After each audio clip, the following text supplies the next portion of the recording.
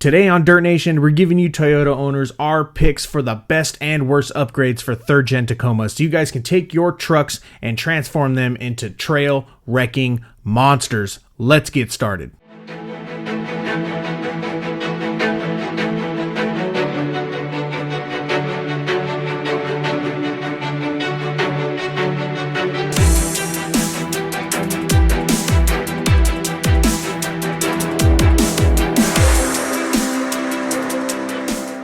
Hey, what's up guys? Welcome back to another episode of Dirtnation Off-Road. So today we are continuing to look at our Toyota Tacoma as it is over 100,000 miles. Now, this is part of a series of videos covering all aspects of owning this truck at this mileage. If this is the first video you've seen on Dirtnation Off-Road, so far we've covered the history of the Tacoma as well as a deep dive into maintenance, repairs, and damage. I'll link those videos below if you guys want to check them out. For today's video, we're going to be focused on the best and worst of upgrading a third-gen Tacoma because over the past 5 years, I've learned a lot about modifying my truck and how it affects drivability. Obviously, I don't have the most built truck or the one with the absolute best upgrades, but everything that's been done to this truck has been thoroughly tested. So when I say something works or it doesn't work, you can trust that opinion. These upgrades I've broken down into 3 categories: no-brainers, sleepers, and the upgrades. No-brainers being the ones that I usually consider a safe bet and something that you'll pretty much see on every Tacoma you come across. Sleepers being some of my personal favorites. Those types of upgrades you may not look at when you first put a wish list together, but they can make a big difference on how your Tacoma performs. And those upgrades are those ones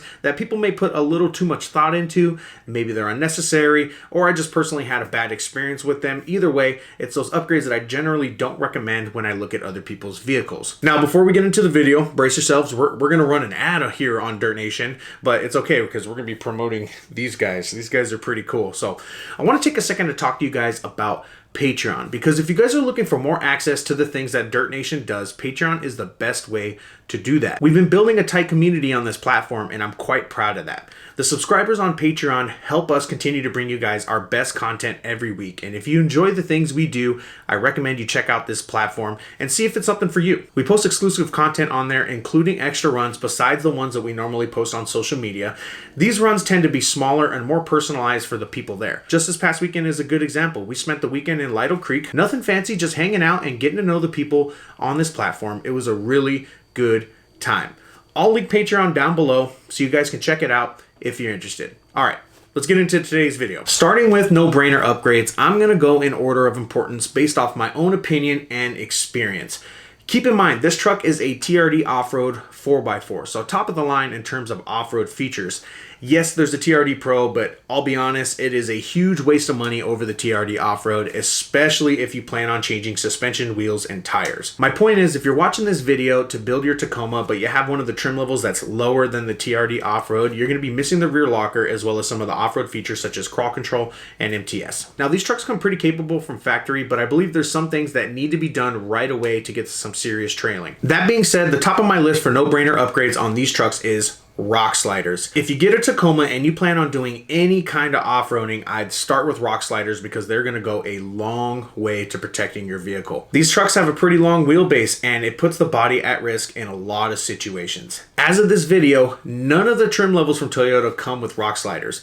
Side steps are going to be an option, but they won't protect you from any serious damage. I waited on making this upgrade and I paid the price for it because on the very first episode of Dirt Nation, I smacked my body just pre-running in 2 different places, forever damaging my cab. Now, when it comes to rock sliders, there's a lot of options out there. My recommendation is to find something that bolts to the frame. Sure, weld-on is an option, but then they're stuck on there.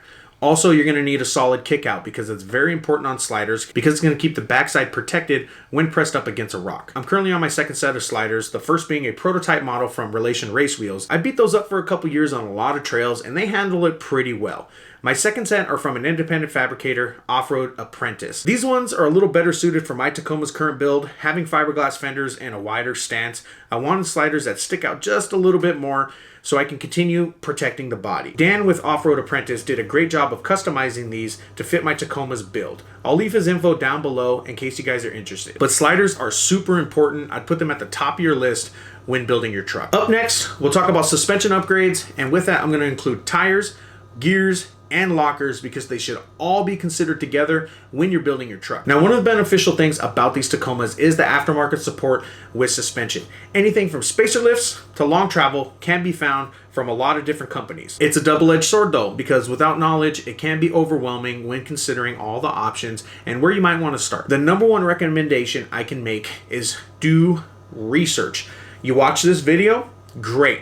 Watch other videos. Take knowledge in from many different places, because that's going to be the best thing to help you make the best decision for your truck. Some of us have already learned what works and what doesn't work, so we can help you get a head start. Now with suspension, I'll start by saying you should avoid spacer lifts if you plan on doing anything other than daily driving. Sure, they are the cheapest option to lift your vehicle, but they stress out the rest of your suspension components by compressing the shock and forcing down travel. In that situation, your upper, lower ball joints, CV axles, tie rods are all at unfavorable angles, making it more likely to break those parts. If you're on a budget, continue saving and get a legit lift. It'll save you so many headaches and so much more money in the long run. When choosing shocks for the front, keep in mind that it's a general rule with Toyotas that you want to lift maybe 2-3 inches at most, and then you cut everything else to fit the tire size that you want. Anything more than 3 inches and you're gonna run into the same issues as spacers. You can go with adjustable shocks on a budget. Those usually can be adjusted from anywhere to 1 to 2.5 inches of lift. I personally had the Bilstein 6112s for a while and they definitely worked, but I like my current setup a little bit more, but I'll get to that in just a second. With shocks, you also have to consider the coil spring, and when you do that, I'd build for the future.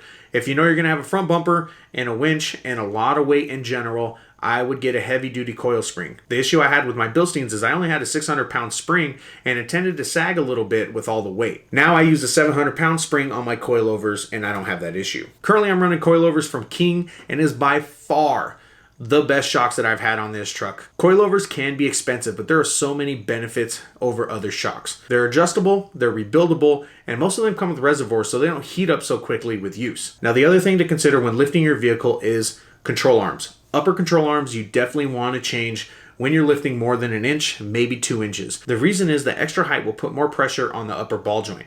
There's a bunch of options out there: SBC, Solar Motorsports, Total Chaos, Dirt King, and honestly a bunch of others. Currently I have the Solar Motorsport arms with a uniball. I prefer those over a ball joint due to durability and flexibility. Lower arms you should also change for alignment purposes, but I haven't, and I'm still running the stock spec lower arms. Like I said before, everybody's experience is different, so do the research and see what's going to work best for you. Now, lifting the rear is going to be a whole different story. Because it's a leaf spring suspension, your height comes from the leafs and the shackles rather than the shock. Same as the front, there's different ways to lift the rear end. Lift blocks, longer shackles, adding leafs to the setup. Luckily, because the rear tires don't turn, it's much easier to clear bigger tires with a small lift. You usually just have to worry about the tires rubbing on the inner fender and not much else. Lift blocks I still don't recommend as an option, but honestly, it's not as bad as putting blocks in the front. Currently, I'm running a 1.5 inch block with stock leafs, and that's because I broke my upgraded leaf springs recently. I fully explained this on the previous maintenance video, so check that out if you want some more info on it, but broken leaf springs are broken leaf springs. Another option is to add a leaf, which adds 1 to 2 leaves on your stock leaf pack, giving it a small lift. It's a good option, but you do limit articulation when you do that, because with leaf springs, less leaves means more flex, but less height, and vice versa. So it's about finding a happy medium between height and articulation. You can usually lift the rear of these setups by putting a longer shackle, but it doesn't apply on Tacomas because these trucks have a shackle flip, which means the shackle faces up and bends down rather than facing down and bending up. You can also get an entirely new leaf pack from suspension companies. Icon, Atlas, Deaver, just to name a few. I personally had Deavers and I really liked mine because it was a good combination between lift and articulation, but I did break them, so we're gonna have to get a new set soon enough. The other option, which is gonna be for more of our advanced, fabricating Tacoma owners, is gonna be a Chevy 63 leaf spring swap. The 63 swap takes 63-inch leaf springs from the rear of a half-ton Chevy truck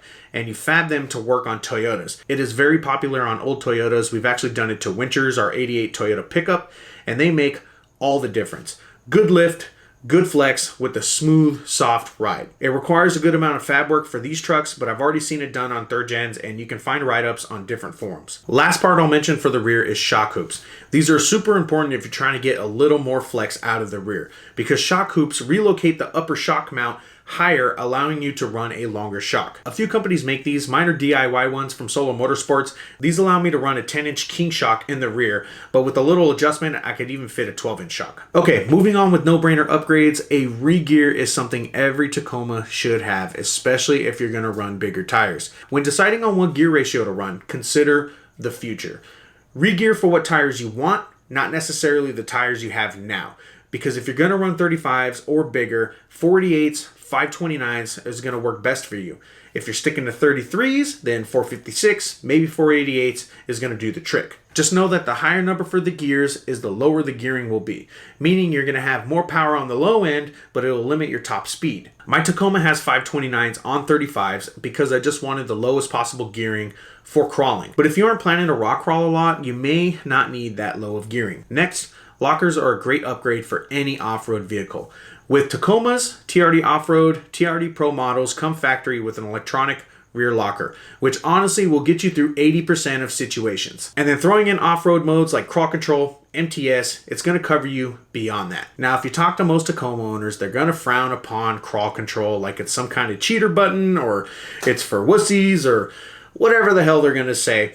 It's a feature on your truck and it works well. Back when my truck was on 33s, I used crawl control to hurt some major feelings because it gives you a front locker without having a front locker. Now, for the rest of you that refuse to use crawl control and you really want to do some rock crawling, the front locker is a must. Front and rear lockers on these trucks make them into very capable off-road vehicles, but it does come at a cost. The front locker puts a lot of stress on steering components. The steering rack, tie rods, front axles are all at risk when using the front locker, which is why I try not to use mine unless I have to. If you do decide on installing lockers on your vehicle, I highly recommend you do them the same time as your gears so that you're only having to open up that differential one time. Now on to tires. These trucks come stock with 31s, but honestly, 33 should be considered stock because they fit so easily. You don't really have to do much to fit 33s on a Tacoma. Usually a small lift will do the trick. The only thing with 33s is if you get wider ones, you're gonna have to get some offset wheels or wheel spacers to spread it out a little bit because otherwise the inside of the tire is going to rub on the control arm when you turn. These trucks can get pretty far on 33s. Honestly, just look at the first 2 years of videos on this channel.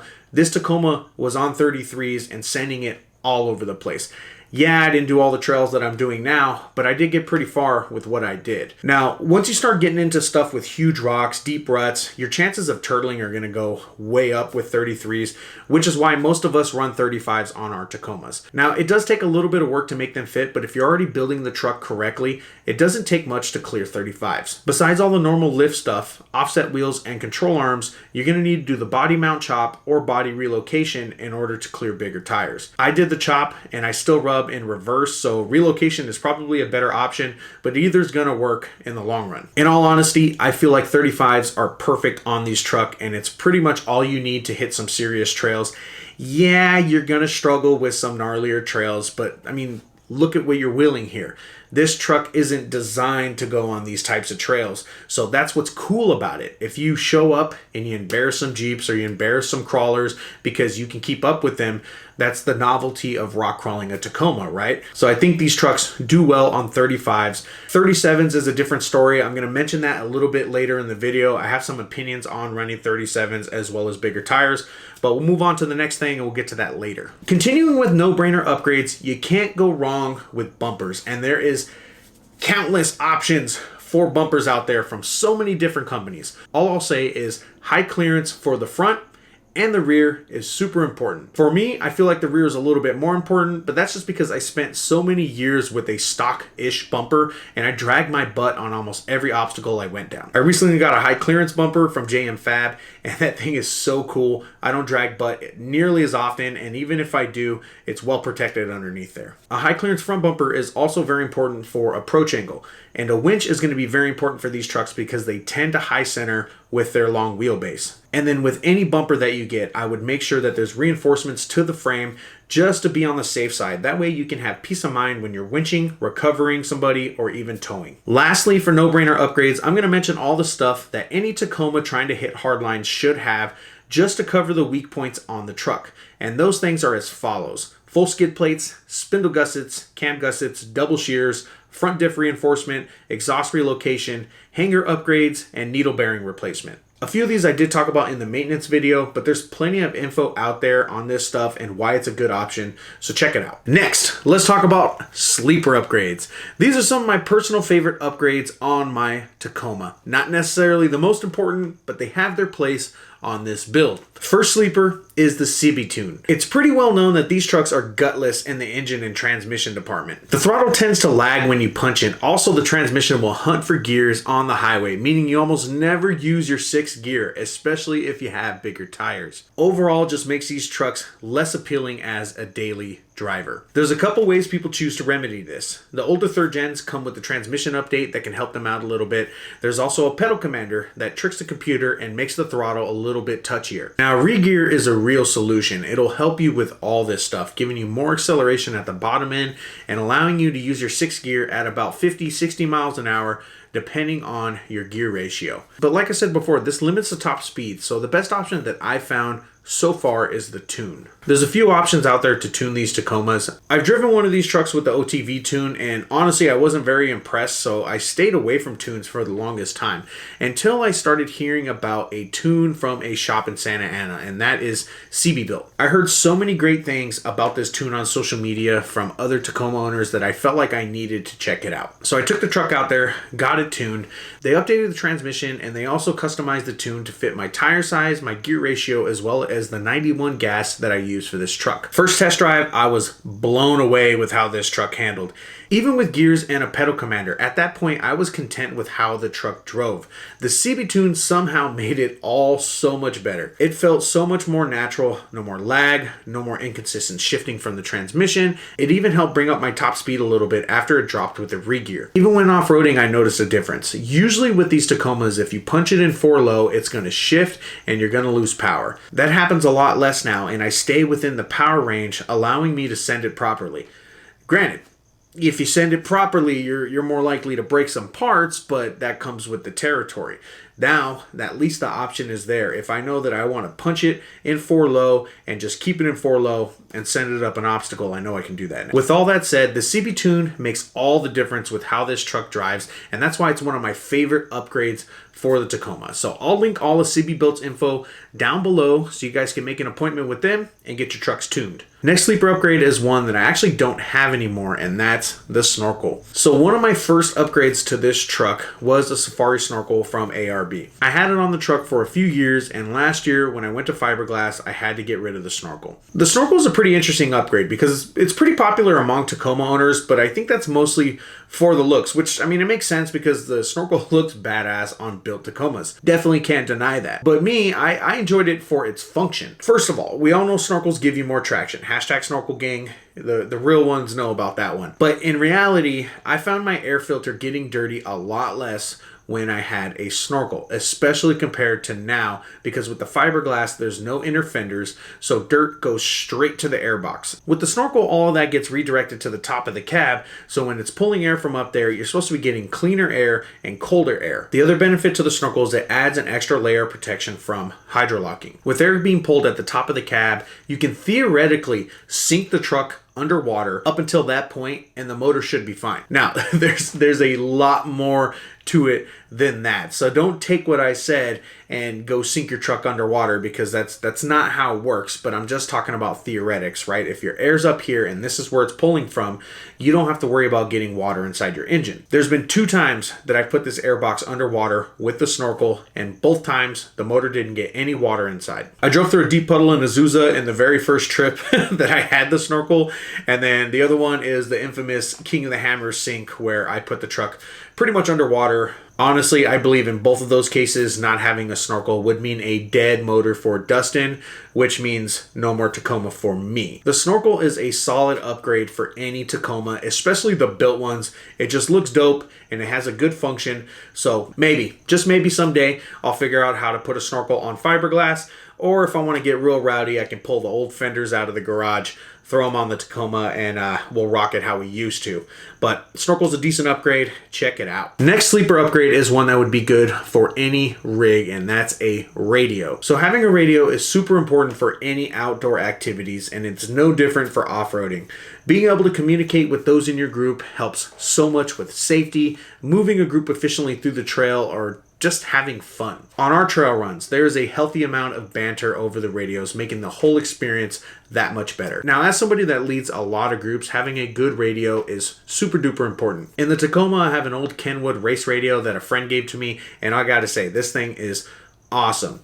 Now, the typical bow things, you know, like these right here, these are usually 5 watts. The one that's in the Tacoma is 110 watts. Usually anybody on my trail run can hear my radio because it's that powerful. And it makes it so much easier to lead big groups because I can lead them more efficiently. I can call out obstacles. I can call out, you know, any kind of issues or any turns, any of that stuff. So having a radio, super important to me. And now with 3 rigs that I run, I'm gonna have to get a couple more radios because using these little bow things ain't gonna cut it in those other crawlers. Lastly, for sleeper upgrades, I'll mention rock lights. Now, I think in general, us off-roaders, we get a little bit carried away outfitting our trucks with lights. You know, mine's no different. Look at the front end. There's a ton of lights on the front, which, you know, they're cool and they definitely like have their use.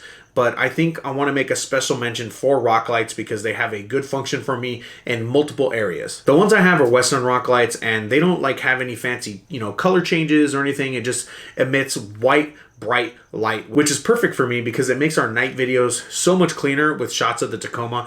Also, working on your rig at night with rock lights shining on your entire suspension makes things so much easier. So all that said, rock lights is something I definitely recommend for any rig that's going to hit trails at night. Let's talk about those upgrades, those not so great, not so practical upgrades for your Tacoma. Now, here's my disclaimer. A lot of this is going to be based off my own experience and opinions. So take it for what it is. It's just information that you can use when making decisions on your truck. Some of this stuff could work out just fine for other Tacoma owners. It really just depends on your preferences and opinions. Up first, 37-inch tires. Now, I previously mentioned that I think these trucks work best on 35s, and that's due to the IFS system that they're built on. 35s are already big tires, and that puts a lot of stress on major components in the front end. 37s are even worse. Now, I tried 37s for a little bit. It was kind of a failed experiment on my part. A lot to learn, you know, in that situation. Couldn't get the suspension that I was looking for to make it work, so I tried out a spacer lift,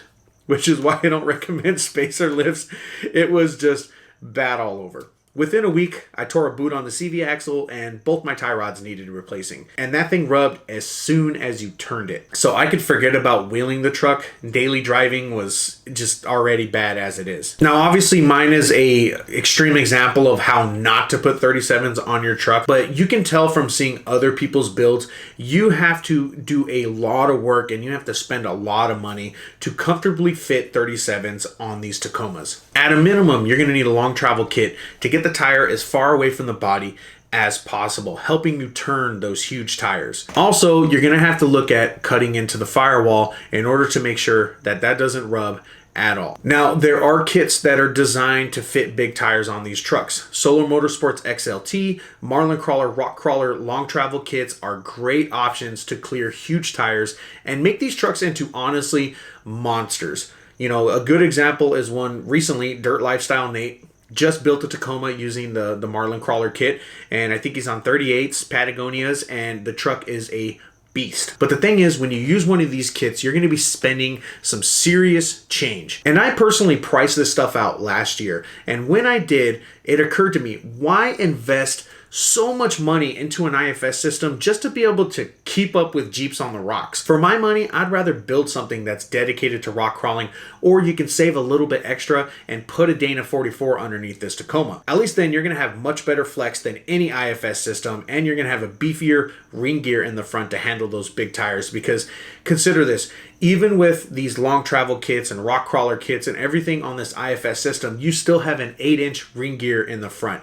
And those 8-inch ring gears, they like to go boom. For me, I opted to build something that could be a dedicated rock crawler. I had an 88 Toyota pickup with a blown head gasket that had been sitting in my garage for a couple years. And for less than $5,000, I was able to 3.4 swap that truck, as well as put a straight axle swap underneath, and now that truck outwheels my Tacoma in most situations. My point is, with all of this, you can run 37s on these trucks, but if you do it, you're gonna spend a lot of money or you're gonna break a lot of parts most likely both. So I usually don't recommend it for most Tacoma owners. Up next, for those not so great upgrades, I'm going to talk about fiberglass with a bed rack and a tent. Now, honestly, I'm pretty torn on this one because I really like the uniqueness of my truck.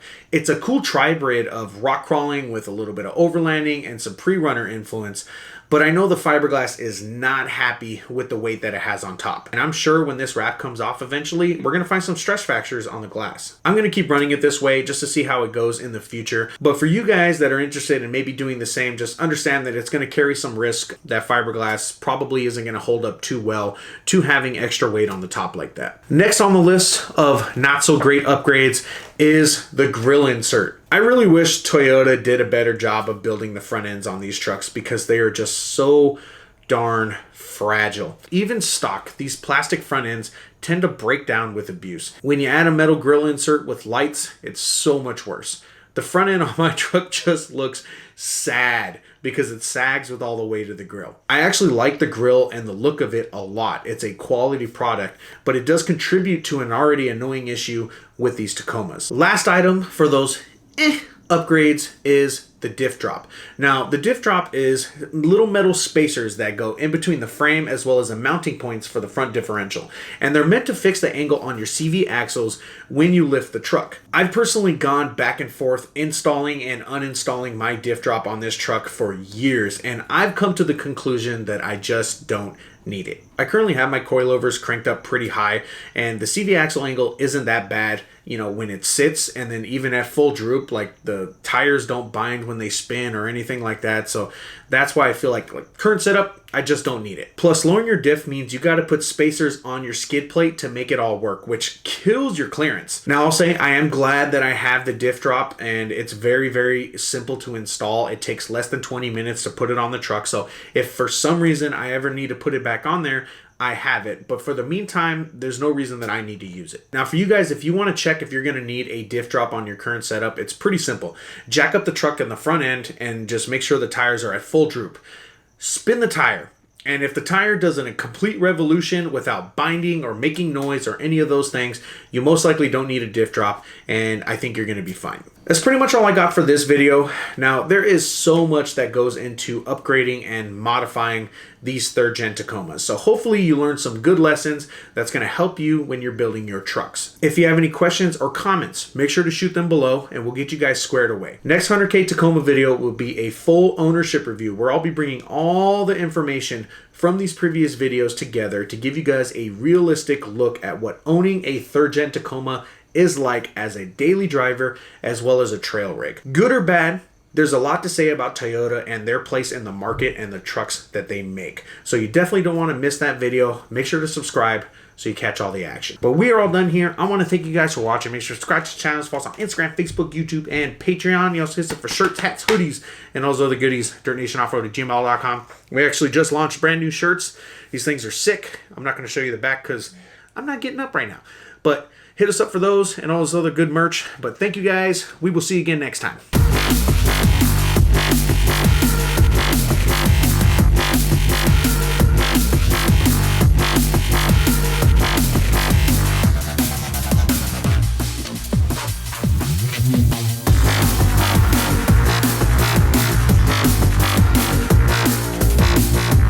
I've had crabs, I've had lice, I've had and that ain't nice. Some of us have already learned what works and what doesn't work, and we can help you get a good get start. Now, the typical Baofeng radios, like these ones right here, these are usually 5 watts. The Kenwood radio that I have is 110 watts, which means it's 55 times more powerful. Did I get that right? 55? Did I do my math right? Check the math. It's more powerful. Oh, Dustin, why are you wearing glasses in-house? You know why? Because I want to. And then second of all, I'm reading from an iPad screen, and I don't want the distraction to be that I keep looking down. So I'd rather be the distraction that I look like a douchebag indoors, because maybe I'm a douchebag indoors. You never know. All right, let's get into the video.